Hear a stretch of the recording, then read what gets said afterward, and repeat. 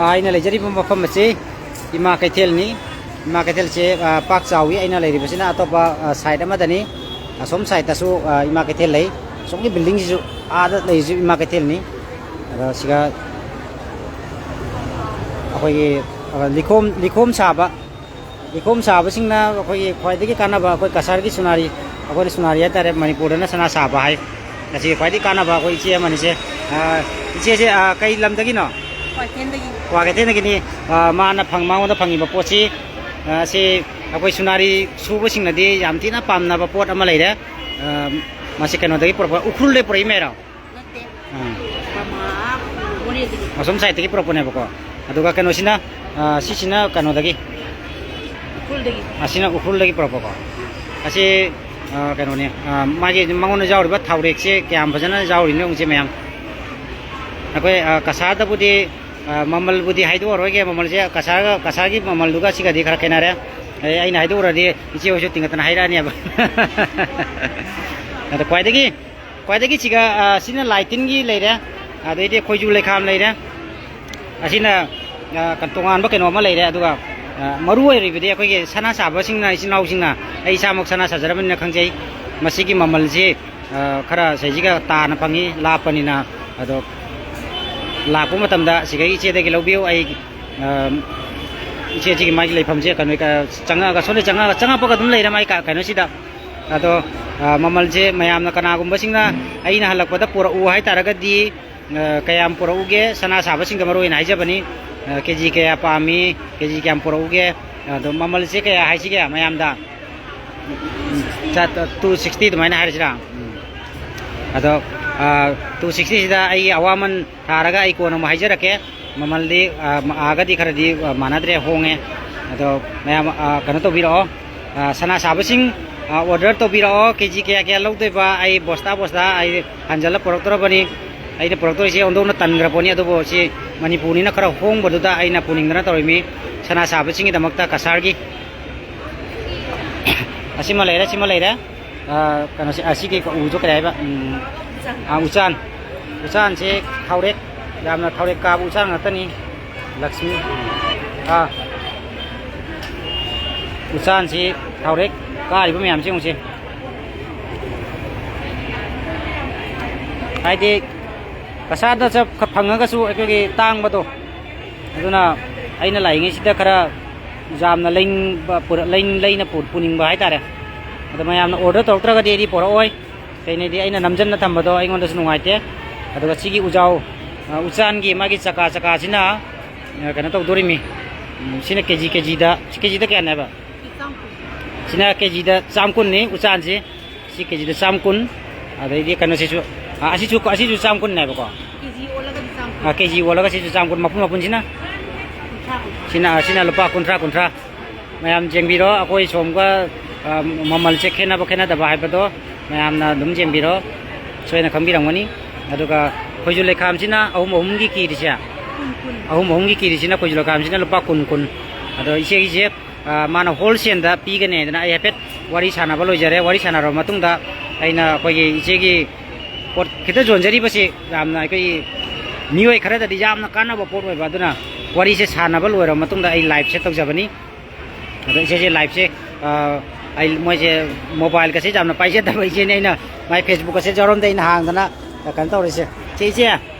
mi jeng ba hari to se mi chani ga ya no jeng sia kun trai to mi chani ga sin asini mi jeng bai ji aina cha mu jeng ba jai hai tra na ado mi chani ga ni kun trai de ni pun pe dum henga le se ai chi da tak chari se ai chi da wonjen ja ke ga sina mang camera ne ba asi chi mang jo lam je inga se wari budi sana ba loi re ma gi chi ko chai myam je chan na chingba adai khoi ju le kam chingba adagi kano dhup na chingba singse aina mayam da khangan ning dana mamal na chingba kasar da kasar mina lakku matam da dum siga changbi rau koi sana sa ba kan de siga jamna khong na khangi koi chona di khara tang yai tare ai je tare ai to char bani lakku matam da changbi rau gaina so koi chona tang lo bani na adu gi nei na mayam da ji pare je mayam lakpiu gaina to mayam lakpiu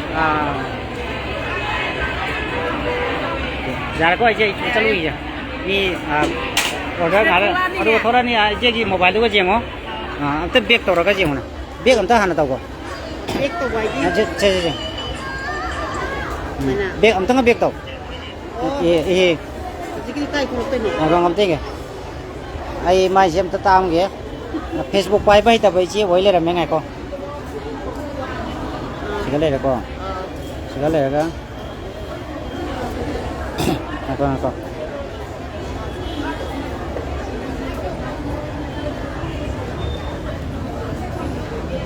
ai dum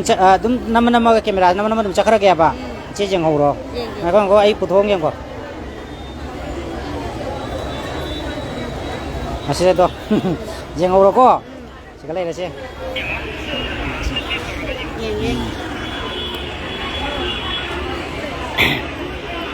chị mà cái thel cái bấy nó chứ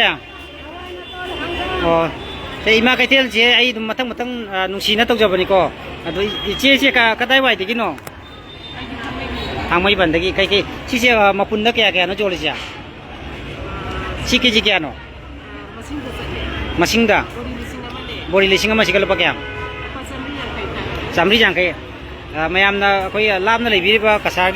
khang de ate ti khang de lấy bí puna mona coi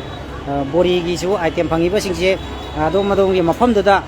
phangi ba duga siga leiri ba siga kyam khenai hai ba do kano khangbi raga mamal je sina khara hongi khole na khanbi ra badi mamal je mana de ma ka ten hongi hai tara ga di siga lak pi ro siga lak pi ro lising ama da samri jang kai lising ama da pa samri jang kai hoi khar chaw ga na do di sina macha le ra ko do di ke changwa da na kya no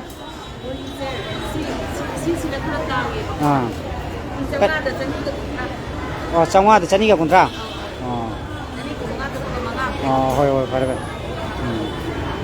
bori ngata na mabari na bori jing je loi na hangam da ga di nunga hai roi achi mamal mana da bujlai bandra sagol hawai gi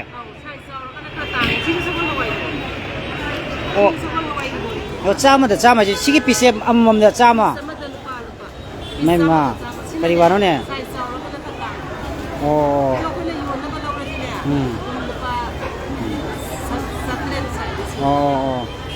sagol wai gi adari sina kari gi mangan gi ta ima gi dum chama na brasya sai mamal loi mana ba ko ise kai lam gi no ise ha aise awa kasagi ne ba live tok jari ba ade to mayam da uhali ba mamal matha ka si uhali mi da ore chamane ba atu kada gi no ise ja kada gi na ba lai pham do kai le kai gi no hai ba singjam mai kai le ka ai du mayam jin sin cha ko ni da kana da bu hang do ba kai du kap te khang te doi jaman gre ma ka te je loidri suki matik chaw yai tare ai ka do lagi kana da kap te no khang dre doi je ma ije nung sina tum camera capture bani ko lana lobinu ibo kallibo nate aije ibo to du dum hangi mida se ta sur dum dana smaina ka pojom bodu dana adum kalliba cha nuai ri ba dum hangjer bai ka sa dagi ni oi bo jamna khingna uye go honabi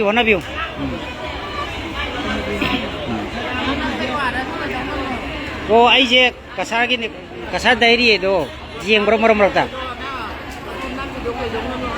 light thagali ba khoi uhali ba ima ke thena se smaina chawi kholi sini na ude na ayamba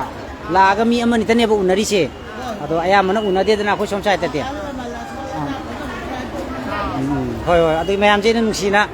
kapcha bani da huji live thari mi live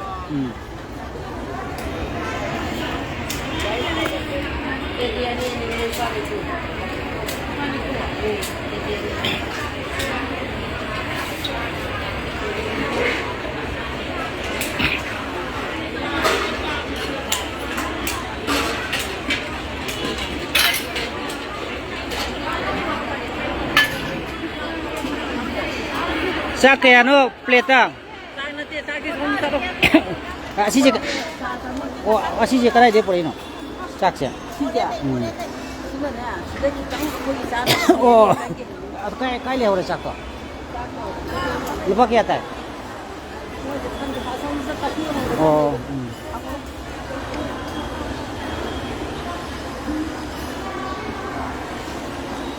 Sao kaduna kan chala kap te aso om dagi ni se ko na lai rei se ai jina swai ya khara tani kapi che aso na ngani changai mi pak chau ra jani asom side ama zu lai rei sina kano amar side ama hai tare mandop ama hai tare asom side ta su mandop ama lai ri hau bro ije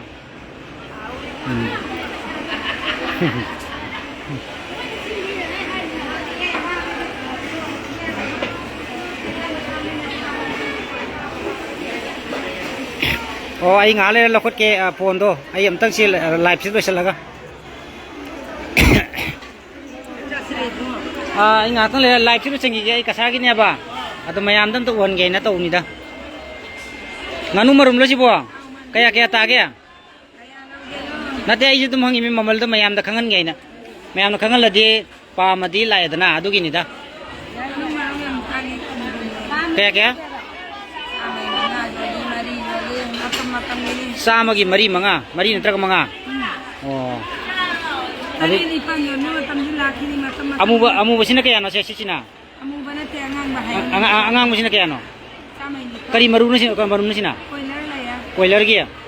sina sam gi kaya nipan oh local ka tane ba ko siya sina boiler budi ja ra tu si asi khang gi to ini da vậy chiêu ấy cái đây nó cái là cái nồi chiêu à chi khe rau ấy đó khe tri gạo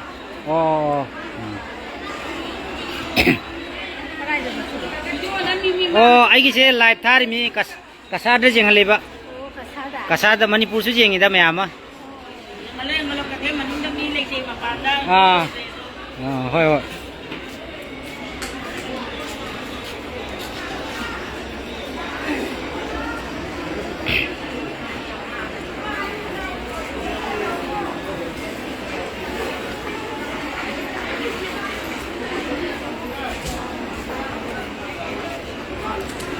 Chicken na hira zon balai re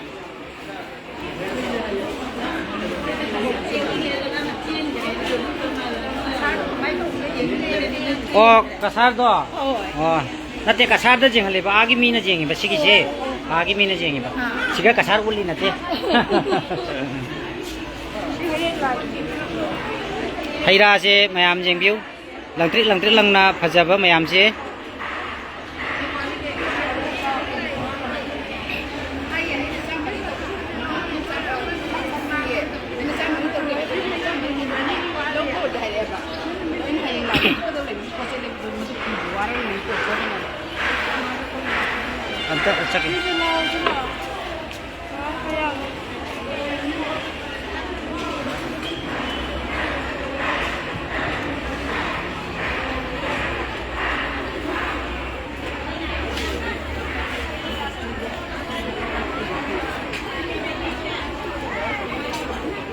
posit pha broi ma hoi phabiu posit phabiu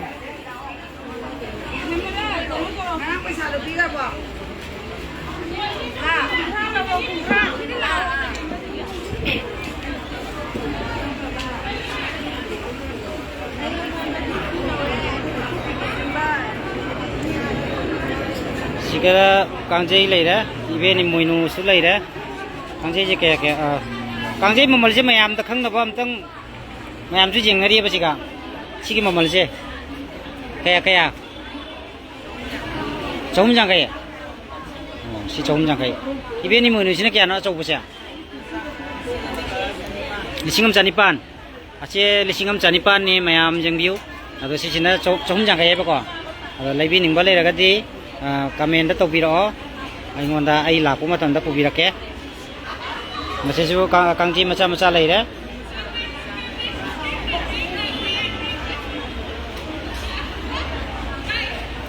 igana tharo lai re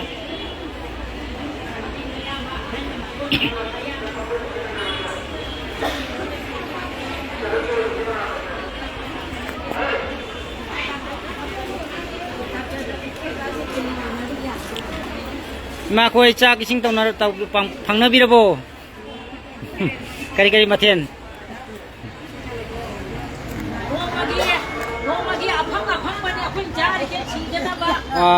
अदुसो मतम महान नायदेंगी असे खंबियो मयामना public पुरम येंबिरिबा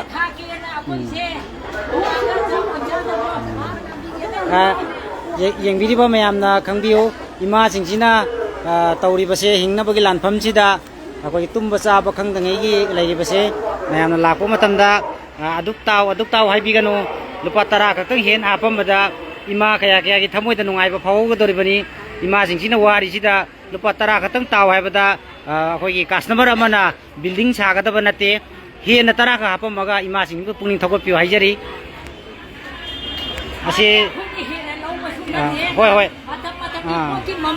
मानी मानी सिगा लैसंग लेरे मानी मानी मानी अदुगा मीना वाना नुंसादा पो जोंजरीदो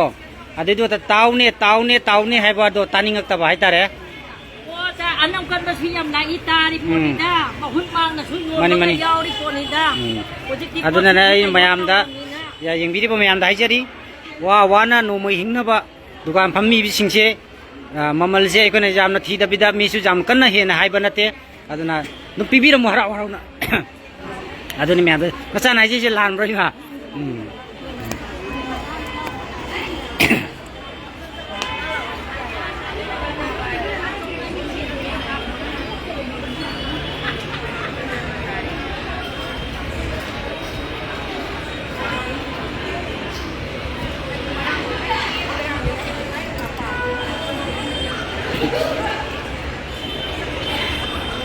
मैम जो तुम हराव हराव नुनारे दा वखन जम नुंगाइ माने पोसी जम फमाने करी करी नु सिगले रिसिना नेक्स्ट मु याव रे वारी दुदा वारी जे मो मने चलाउ रगे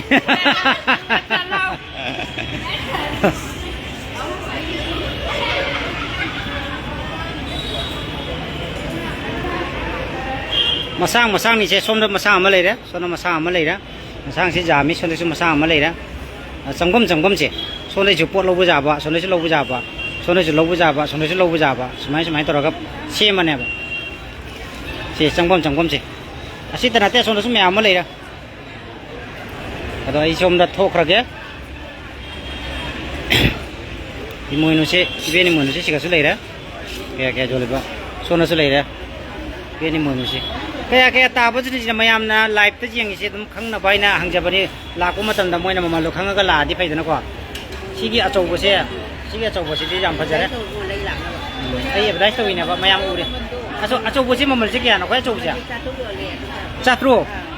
मयाम सि चात्रो ने मचा सिना सिना चनी को चनी से चनी चहुम जांखै चामा मचा रिफाय चौबसिना चात्रो गायबको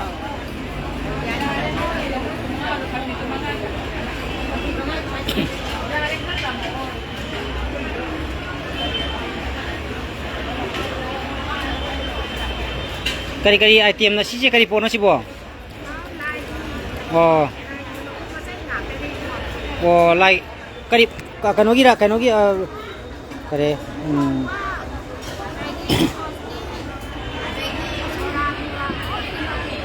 अच्छे कांग्रुम कनो दुरा कांगहो लालू लालू वै दिसिरो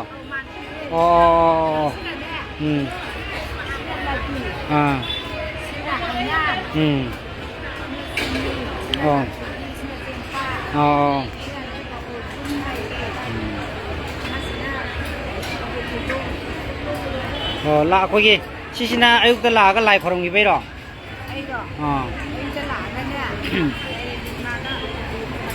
लाइ मिसे समदले आलेसिरा होइदा लाइ खरंदबो जापोनतेदा पर पोसिट फबिउ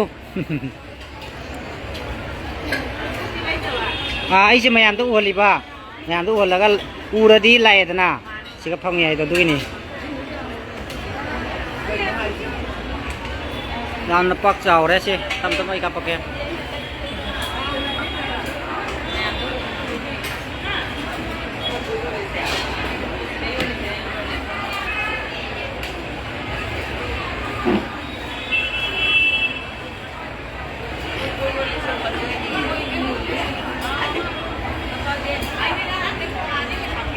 ꯂꯥꯏꯔꯦꯝꯕꯤꯁꯤ ꯀꯥꯞꯄꯝꯒꯦ ꯂꯥꯏꯔꯦꯝꯕꯤꯁꯤ ꯀꯗꯣꯝ ꯑꯁꯤ ꯂꯩꯔꯤꯁꯦ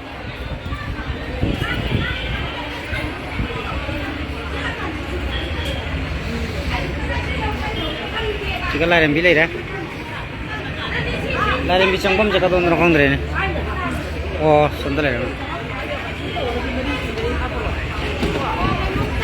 ꯑꯣ ꯀꯨꯟꯖꯒꯦ ꯍꯩꯄꯥ ꯀꯩꯅꯣꯅꯦ ꯑꯩ ꯂꯥꯛꯄꯁꯤꯒ ꯆꯣꯡꯊꯔꯛꯏꯔ ꯈꯪꯗꯦꯅꯦ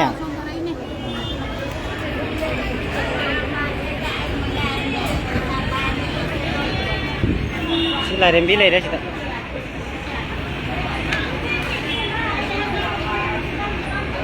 ꯀꯩꯊꯦꯜ ꯂꯥꯏꯔꯦꯝꯕꯤꯔꯣ ꯁꯦ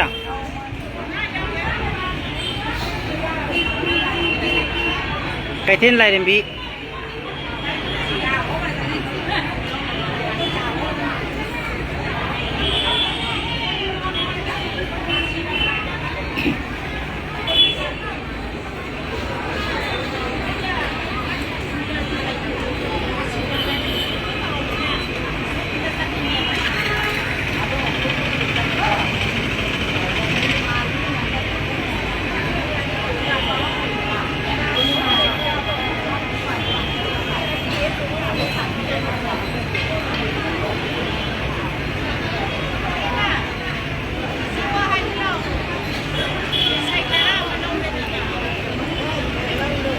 ꯑꯁꯣꯝꯗꯁꯨ ꯂꯩꯔꯦ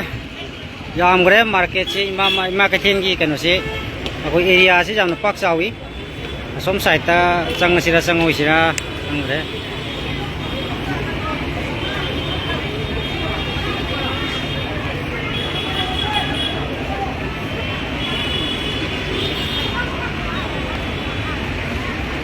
ꯁꯤ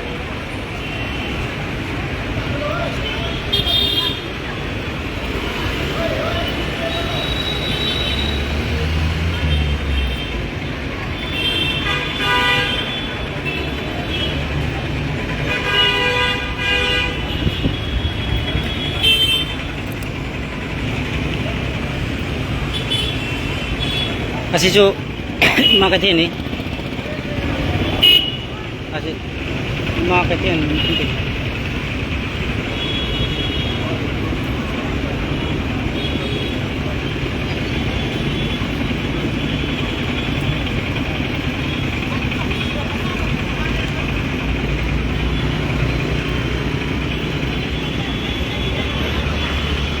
manungse changbamse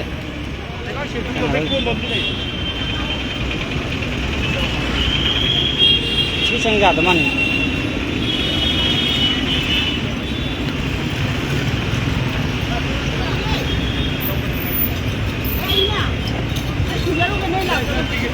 aduh pambian aku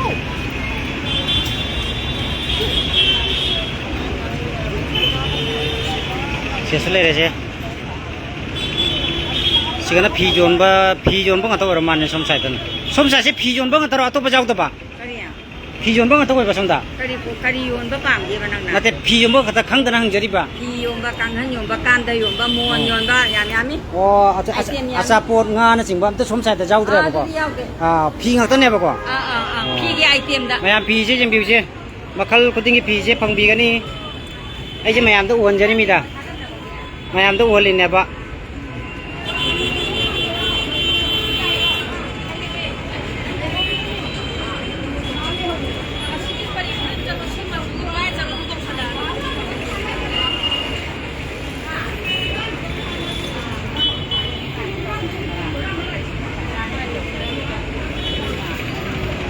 phi makhal loina suna phange si mafam jiga di karim phang da ba bu leitre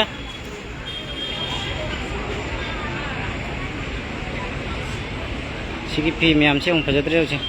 pai pai ni leisi ma posi kamai tawge ngasi chibo ai je mayam da jinghan ge na kapi ni da mayam da jinghan ge kapi na ba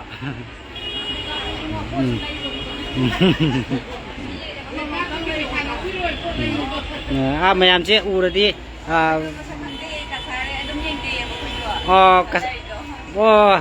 as khut bu sok ko jaw ja ni kasadari ai to ai ne ba อ๋ออ๋ออ่าอืมอ่ะอ่าอ๋อว่าสิจำพนมไงซามากุ้งยำใกล้จะใครซาดูวะใส่ที่ซาสิซาจะทั้งนี้สุดเลยมีปะอ่ะเฟซบุ๊กตัวห่างวันนี้ผมจะทอรามันนี่ไลฟ์ตัวอ๋ออ๋ออืม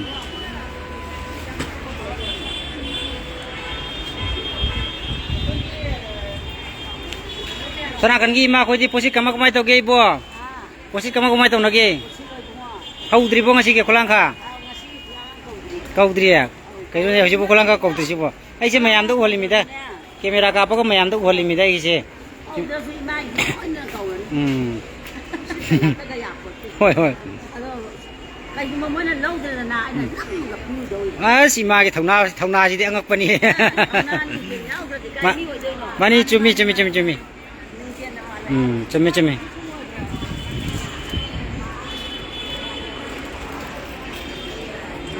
siga mai moinu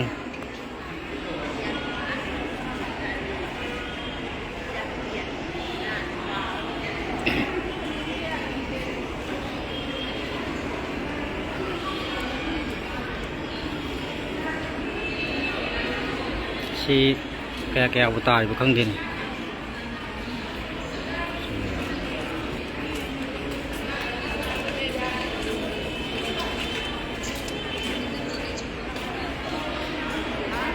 ngam lấy vin mà lấy số chỉ có lao chỉ có phăng anh đi rồi nè mà đang cái nó phăng cái hay xem em tụ hơn lên mi ta là cái lấy nè bay nè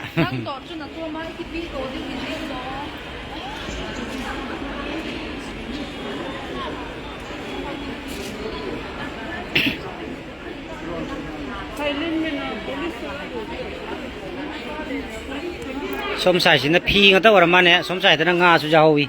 ai sẽ đúng gì một chẳng ai mi ta kumjing phi kumjing ngay đó siapa kumjing biaya đó oh sih kerap musan berd mai tahun ah kumjing ma ai siapa hangi mi dah ubu kumjing biar mana asiki si kayak tay nusa si mana berapa loina mamal ah sika Chambri jangkai ko Chonga jangkai asin tu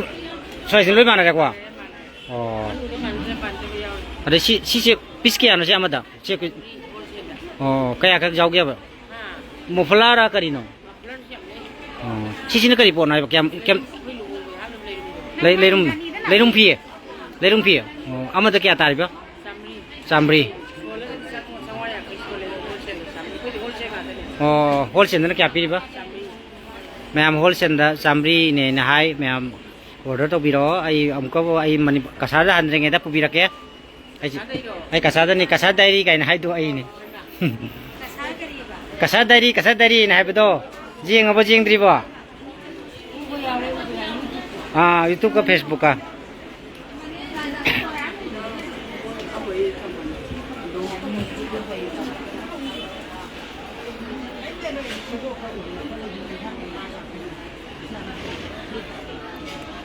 ya mulai dah premium saya kuku ngok selai dah zaman gitu nak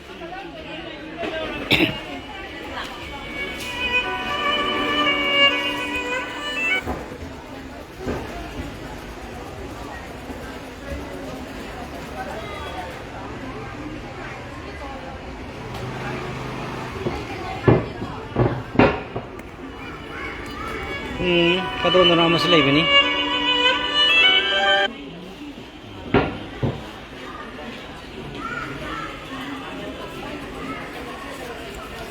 톡봄지 가던 손들 알자 톡봄지 서로 람비 하이웨이로 톡기 보자 가던 톡이 되나 봐 톡기 보자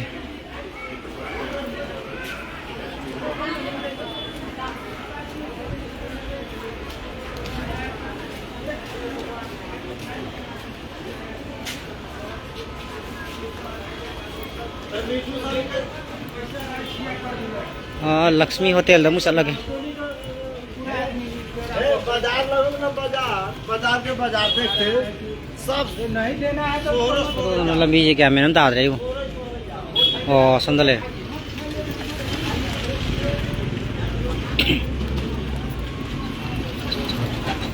ꯃꯌꯥꯝ ꯂꯥꯏꯚꯁꯦ ꯂꯣꯏꯁꯤꯜꯂꯒꯦ ꯇꯧꯕ ꯃꯤꯁꯦ 239 ꯌꯦꯡꯉꯤ 200 ꯍꯦꯟꯅ ꯌꯦꯡꯉꯤ ꯑꯗꯨꯝ ꯂꯩꯔꯁꯅꯨ ꯉꯥꯏꯍꯥꯛꯇꯪ ꯑꯩ ꯑꯗꯨꯝ ꯎꯠꯂꯛꯑꯒꯦ ꯄꯪꯎꯠꯇ ꯎꯠꯂꯛꯑꯒꯦ ꯀꯥꯏ ꯀꯥꯏꯗꯅꯣ ꯑꯣ ꯏꯅꯥꯎ ꯂꯛꯁꯃꯤ ꯍꯣꯇꯦꯜꯗ ꯂꯥꯛꯑꯦ ꯑꯗꯨꯒ ꯂꯩꯔꯝꯃꯣ ꯂꯥꯏꯚꯁꯦ ꯃꯨꯊꯠꯄ ꯌꯥꯗꯅ ꯇꯧꯏ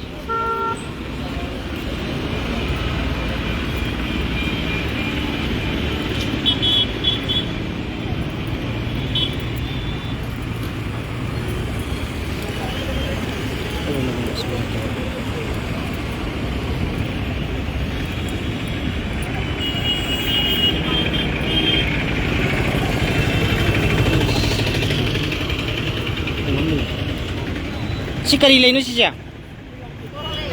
ꯀꯔꯤ ꯀ꯭ꯋꯥꯛ ꯂꯩ ꯑꯣ ꯀꯌꯥ ꯀꯌꯥ ꯄꯤꯔꯤꯕꯗꯨꯗꯣ ꯆꯥꯝꯃ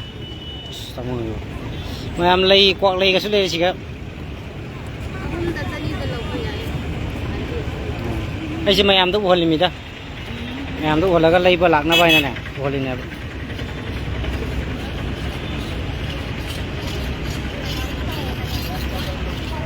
ꯀ꯭ꯋꯥꯛ ꯂꯩ ꯍꯥꯏꯗꯣꯅꯦ ꯑꯩꯁꯦ ꯀ꯭ꯋꯥꯛ ꯂꯩ ꯍꯥꯏꯗꯣ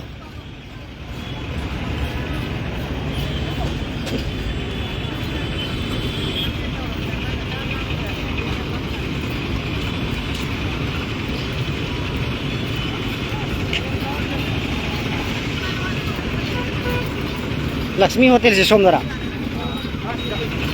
ꯁꯣꯝꯗ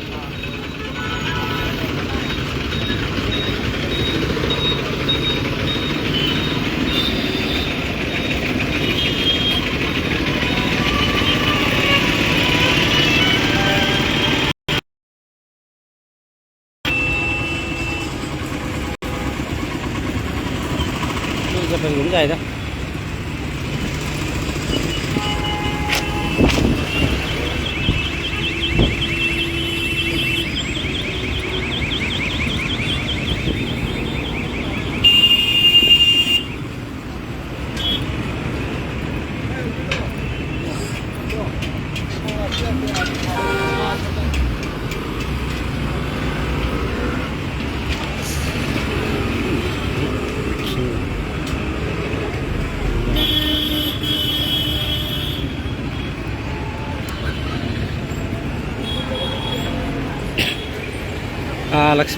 ꯂꯛꯁꯃꯤ ꯍꯣꯇꯦꯜꯗ ꯑꯣꯏꯅ ꯑꯩ ꯆꯥꯛꯀꯧꯔꯦ ꯉꯁꯤꯁꯦ ꯑꯗꯨꯒꯤꯅꯤ ꯂꯛꯁꯃꯤ ꯍꯣꯇꯦꯜ ꯊꯤꯔꯛꯏꯁꯦ ꯏꯅꯥꯎꯗꯣ ꯑꯣ ꯂꯩꯔꯦ ꯃꯥꯏ ꯐꯣꯟ ꯂꯧꯈꯠꯇ꯭ꯔꯕꯅꯤ ꯑꯩꯅ ꯂꯥꯏꯚꯁꯦ ꯉꯥꯏꯕ ꯂꯥꯏꯚꯁꯦ ꯌꯦꯡꯖꯔꯁꯅꯨ ꯍꯥꯏꯅ ꯑꯩ ꯆꯥꯛꯀꯧꯕ ꯍꯦꯔꯣꯗꯨꯅꯤꯁꯦ ꯐꯔꯦ ꯆꯪꯉꯁꯤ ꯀꯔꯤ ꯃꯊꯦꯜ ꯄꯤꯖꯗꯦ ꯃꯅꯨꯡ ꯀꯥꯞꯄ ꯌꯥꯕ꯭ꯔꯣ ꯌꯥꯅꯤ ꯆꯪꯉꯣ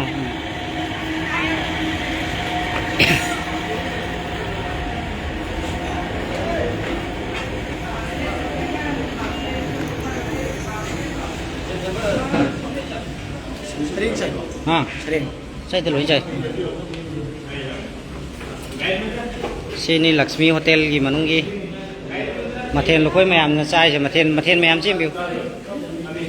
Mathen jang maja ni mayam chani se. Akoi smai cha doi rakang de i lai mi cha na bagi. Mathen ni jamang anu. Ayo. Video ra jahol loi to kai namai doi. Riam mi kai ni kai no. Khut chok la ga.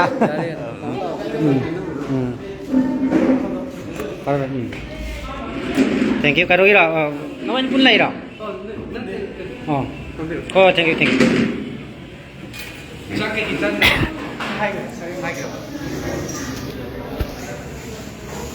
Lakshmi Hotel da. Kamu kemai tau ke kau Impal se lah pada keri. Yes. Mau nuai ima kitin Mayam sama na. ke.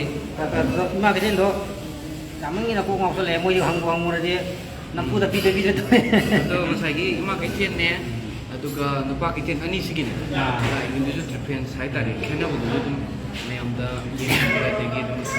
Lupa kitin chang lupa kitin ko do. Sundan nupa kitin. Ai tu guide tau lagi. Hoi. Chang mo re ba. Dia kau mayam sak kan nabai matam kitang nabai na. Mayam Lakshmi Hotel da ai bu welcome to biri. Begini Rajesh. Ina Rajesh. ꯈꯨꯅꯋꯥꯏꯗꯤ ꯄꯨꯟꯅ ꯂꯩꯔ नते तमोनी आपको सादे line साक कुछ नहीं special सिलो सरिंग वो सिलो सरिंग यानी ꯁꯔꯦꯡ ꯁꯤꯁꯦ ꯑꯇꯣꯞꯄ ꯀꯩꯀꯩ ꯉꯥ ꯂꯩ सर लोई ले ꯅꯦꯠꯋꯥꯛꯁꯦ ꯅꯨꯡꯉꯥꯏꯇ꯭ꯔꯦ ꯑꯗꯨꯅ ꯃꯅꯨꯡꯗ ꯈꯤꯇꯪ ꯅꯨꯡꯉꯥꯏꯇ꯭ꯔꯦ ꯂꯛꯁꯃꯤ ꯍꯣꯇꯦꯜꯗ ꯆꯥꯛ ꯆꯥꯕꯒꯤ ꯏꯅꯥꯎ ꯏꯅꯥꯎ ꯑꯃ ꯇꯧꯅ ꯀꯧꯔꯛꯄꯅꯤ ꯑꯗꯣ ꯑꯩꯈꯣꯏꯒꯤ ꯆꯥꯅꯤꯡꯒꯦꯅ ꯃꯣꯏ ꯍꯧꯖꯤꯛ ꯁꯤꯜꯂꯤ ꯑꯗꯨꯝ ꯃꯐꯝ ꯑꯃ ꯄꯨꯔꯛꯑ ꯆꯥꯔꯒꯦꯅ ꯍꯥꯏꯔꯦ ꯃꯊꯦꯜ ꯃꯈꯣꯏ ꯃꯌꯥꯝꯁꯤ ꯃꯊꯦꯜꯁꯤ ꯃꯤꯒꯤ ꯆꯥꯕꯁꯤꯗ ꯑꯣꯟꯁꯤꯜꯂꯒꯦ ꯀꯌꯥꯝ ꯆꯥꯒꯦ ꯄꯣꯠ ꯃꯌꯥꯝꯁꯦ ꯑꯃꯨꯛ ꯇꯦꯡꯀꯣꯠꯁꯦ 1 2 3 4 5 6 7 8 ꯇꯦꯡꯀꯣꯠ ꯃꯆꯥꯁꯦ ꯑꯥꯏꯇꯦꯝ 35 35 ꯑꯗꯣ ꯑꯩꯈꯣꯏ ꯑꯗꯣ ꯅꯦꯠꯋꯥꯛ ꯈꯔ ꯅꯨꯡꯉꯥꯏꯇꯦ ꯃꯌꯥꯝ ꯄꯨꯟꯅ ꯂꯣꯏꯁꯤꯜꯂꯒꯦ